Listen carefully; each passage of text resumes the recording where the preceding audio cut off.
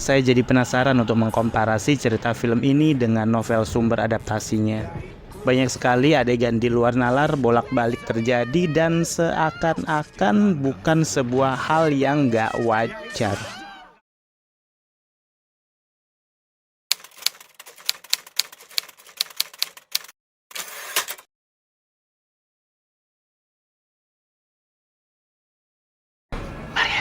Maria.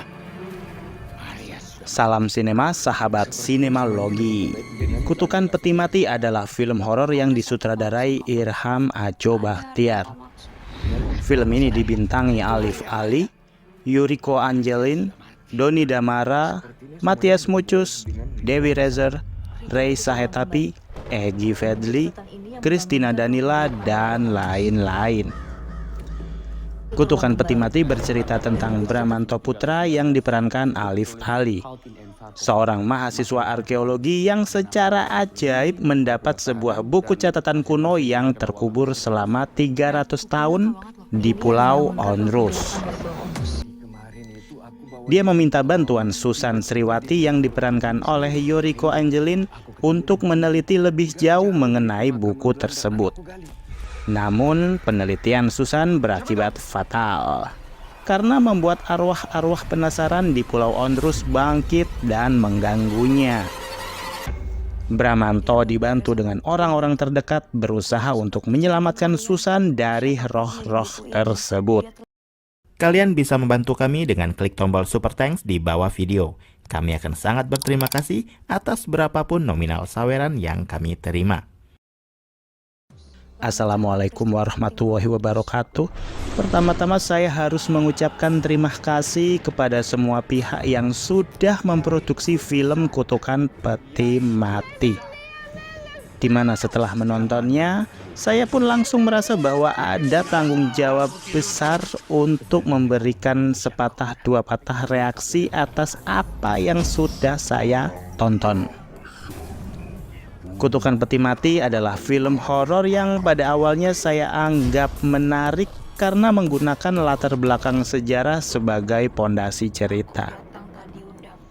Namun dari hasil eksekusi yang ada, film ini menjadi ngablur kemana-mana. Film yang seharusnya berbobot karena konsep ceritanya menjadi enteng dan gak ada isi. Hanya sebuah gambaran sinema yang dibikin asal jadi karena proyek terima kasih semata. Penonton dikenalkan dengan tokoh utama yang karakternya dari awal sudah nggak memunculkan simpatik sama sekali. Seakan ngasal dan menganggap penonton sudah paham si Bram orangnya seperti apa. Keanehannya pun ternyata merambat ke karakter lain. Banyak sekali logika berpikir di film ini yang sangat kacau. Keadaan serba tiba-tiba, serba kebetulan, dan serba cocok-cocokan. Jadi dari awal sudah kesel nontonnya. Misal nih, bagaimana bisa pihak agen travel bisa begitu seenaknya meninggalkan peserta sendirian di salah satu pulau di Kepulauan Seribu? Sebuah lazy writing dan sangat mengada-ada. Bahkan seorang mahasiswa yang melakukan penelitian sambil bawa detektor metal, tapi secara amazing menemukan buku yang gak ada unsur logamnya sama sekali. Tapi atas restu Allah, dia bisa menemukan buku tersebut. Apakah itu disebut mukjizat? Saya jadi penasaran untuk mengkomparasi cerita film ini dengan novel sumber adaptasinya.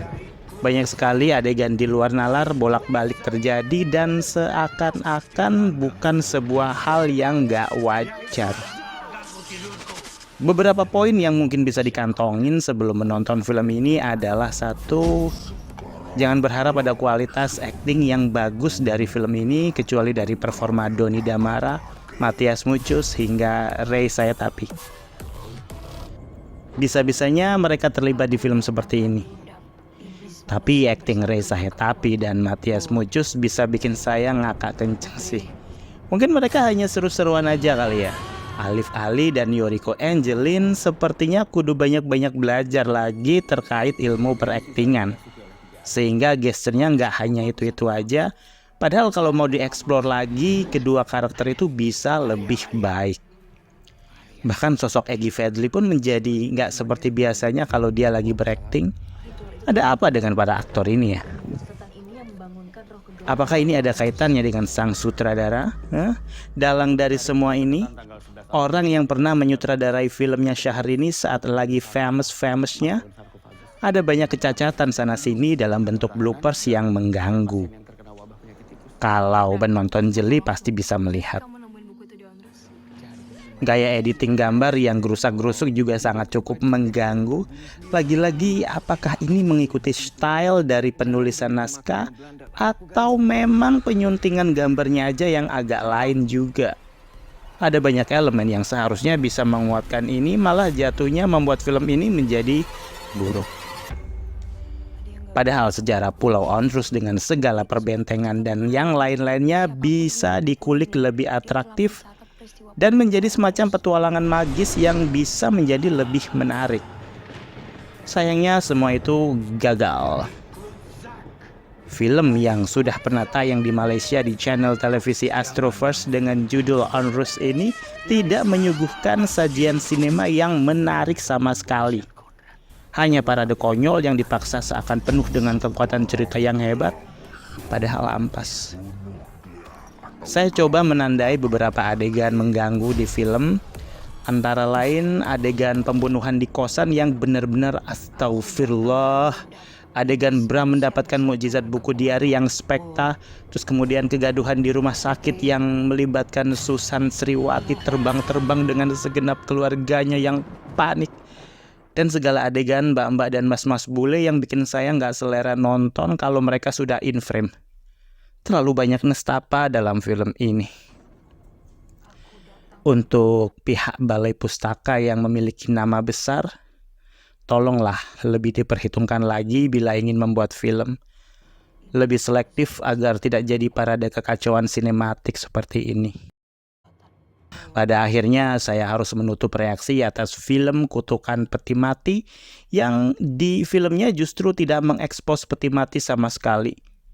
Ada sih adegan yang menyorot peti mati, itu pun yang saya ingat buat ganjel pintu aja ya. Dibilang film horor tapi justru nggak ngehoror. Di bioskop yang dingin ingin rasanya mencak-mencak sepanjang film. Padahal saya belum pernah menyentuh peti mati, tapi kenapa rasanya kena kutukan begini ya? Demikian video reaksi dari film Kutukan Peti Mati yang tayang di bioskop. Silakan like, komen, dan subscribe. Cek akun media sosial Sinemalogi.